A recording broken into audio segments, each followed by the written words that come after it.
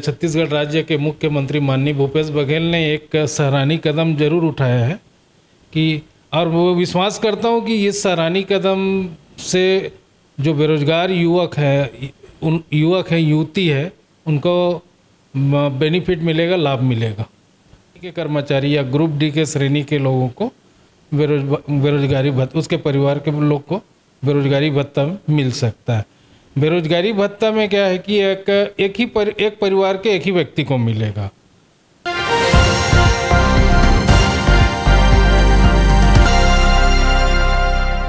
विगत दिनों छत्तीसगढ़ के मुख्यमंत्री और वित्त मंत्री भूपेश बघेल जी ने विधानसभा में बजट पेश किया और बेरोजगार युवाओं को बेरोजगारी भत्ता देने का प्रावधान किया। कौन कौन युवा इसके पात्र होंगे, किन युवाओं को बेरोजगारी भत्ता मिलेगा, किन को नहीं मिलेगा।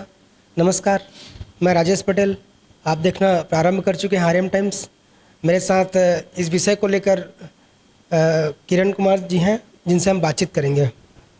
इस योजना के तहत बेरोजगार जो लोग हैं, ये लड़के हैं, युवा हैं, उनको जो बेरोजगारी भत्ता मिलेगा उसमें सबसे पहले होना चाहिए उसका आयु 18 से 35 वर्ष का होना चाहिए।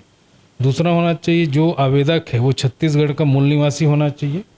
तीसरा ये होना चाहिए कि जो भी इसका लाभ लेना चाहता है उनका रोजगार कार्यालय में पंजीयन होना चाहिए, या रोजगार कार्यालय में पंजीयन होना चाहिए। जो रोजगार कार्यालय में जो पंजीयन होगा वो लगभग 2 साल का होना चाहिए।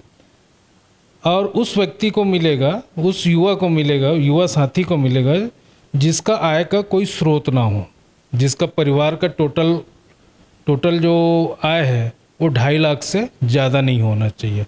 यदि 2.5 लाख से अधिक है तो उसको उस युवा को नहीं मिलेगा बेरोजगारी भत्ता। अब इसमें यह है कि इसमें मतलब कौन आ सकता है, जिनके पेरेंट्स माता पिता हो, यदि उनके घर में अगर उसके अलावा जो इसमें इस योजना में और है कि अगर 1 साल तक उसको नौकरी नहीं मिलता है तब तक ये मिलता रहेगा, लेकिन अगर उसको नौकरी मिल गया तो उस कंडीशन में बेरोजगारी भत्ता मिलना बंद हो जाएगा। हाँ, और किसे नहीं मिलेगा बेरोजगारी भत्ता? बेरोजगारी भत्ता उन लोग को नहीं मिलेगा जो व्यक्ति के परिवार में कोई गवर्नमेंट जॉब में है जिनकी सैलरी अच्छा है तो उनको नहीं मिलेगा।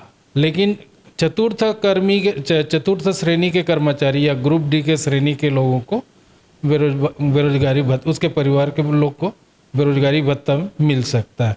बेरोजगारी भत्ता में क्या है कि एक परिवार के एक ही व्यक्ति को मिलेगा। अगर 2 लोग अगर फॉर्म भरते हैं, आवेदन करते हैं तो दोनों को नहीं मिलेगा, किसी एक व्यक्ति को ही मिलेगा। इसके अलावा जैसे कोई युवा साथी है जो गवर्नमेंट नौकरी को ठुकरा दिया है या सरकार प्राइवेट नौकरी का ऑफर को ठुकरा दिया है तो उस स्थिति में भी बेरोजगारी भत्ता नहीं मिलेगा। इसके अलावा जो कॉन्स्टिट्यूशनल पोस्ट में, जैसे कि कॉन्स्टिट्यूशनल पोस्ट में रहे हैं, जैसे वर्तमान मंत्री है, पूर्व मंत्री है, वर्तमान विधायक है, महापौर है, या जिला पंचायत के सदस्य है तो अध्यक्ष, तो उनके परिवार वाले को बेरोजगारी भत्ता नहीं मिलेगा। और इसमें खास क्या नियम है, इनमें देखने वाले जो युवा साथियों को कुछ ऐसा नियम? इसमें जो इन्होंने जो मैंडेटरी रखा है सरकार के द्वारा 12वीं तक, तो ये 12वीं कंपलसरी है, मैंडेटरी है। इसमें मतलब 12वीं पास होना चाहिए, चाहे किसी भी सब्जेक्ट लेके पास हो वो होना चाहिए, तभी मतलब सबसे पहले तो उम्र है, उम्र के बाद एजुकेशन है, तो ये दोनों बहुत इम्पोर्टेंट इसके लिए मापदंड है। क्या ट्रम्प कार्ड साबित होगा चुनाव में? अब इसमें इसको ट्रम्प कार्ड तो नहीं बोल सकते, लेकिन ये क्या है कि बेरोजगारी भत्ता का जो मांग अविभाजित मध्य प्रदेश के समय से चल रहा था, तो उस समय जो तत्कालिक शासन प्रशासन जो लोग रहे हैं उन्होंने सिर्फ घोषणा किया था, और आज से करीब 20-22 साल पहले 1200 रुपये का घोषणा किया था। लेकिन उस समय भी किसको मिला किसको नहीं मिला ये बता पाना आज के डेट में मुश्किल है। लेकिन ये छत्तीसगढ़ शासन के मुख्यमंत्री या छत्तीसगढ़ राज्य के मुख्यमंत्री माननीय भूपेश बघेल ने एक सराहनीय कदम जरूर उठाया है कि, और वो विश्वास करता हूँ कि इस सराहनीय कदम से जो बेरोजगार युवक है युवती है उनको बेनिफिट मिलेगा, लाभ मिलेगा। जैसे भाजपा इस मुद्दे को लेकर बहुत हावी थी, अब भाजपा के पास क्या मुद्दा रहेगी?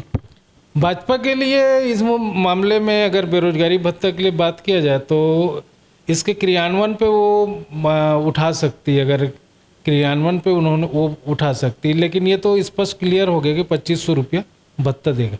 हाँ, इसमें कुछ नियम है, कुछ चीज़ है जिसमें मतलब एक मतलब प्रश्न उठता है कि अगर एक घर में 2 लोग बेरोजगार हैं तो उन दूसरे को क्यों नहीं मिलेगा, एक क्यों मिलेगा, ये एक प्रश्न उठता है। उसके अलावा जो ये है कि इसमें जो नियम है कि कहाँ से मतलब आपको बेरोजगारी भत्ता मिल सकता है, तो कई जगह ऐसा है कि जो प्रशासनिक जो अमला होता है वो बहुत ज़्यादा सक्रिय नहीं होता, तो वो एक जो उसमें एक टेक्निकल जो प्रॉब्लम आता है या एक कम्युनिकेशन गैप होता है जिसके कारण से बहुत लोगों को इससे मतलब बेनिफिट नहीं मिल सकता, एक संभावना बना रहता है। तो बेरोजगार साथी हैं उनके लिए खुशखबरी वाली बात है कि उनको बेरोजगारी भत्ता सरकार देने वाली है, और इसका शुरुआत जहां तक हमें जानकारी है 1 अप्रैल 2023 से फॉर्म फिलअप होना स्टार्ट हो जाएगा। आशा करता हूं आपको हमारी जानकारी अच्छी लगी होगी। कैमरा पर्सन मनोज पटेल के साथ मैं राजेश पटेल, RM टाइम्स, रायपुर, छत्तीसगढ़।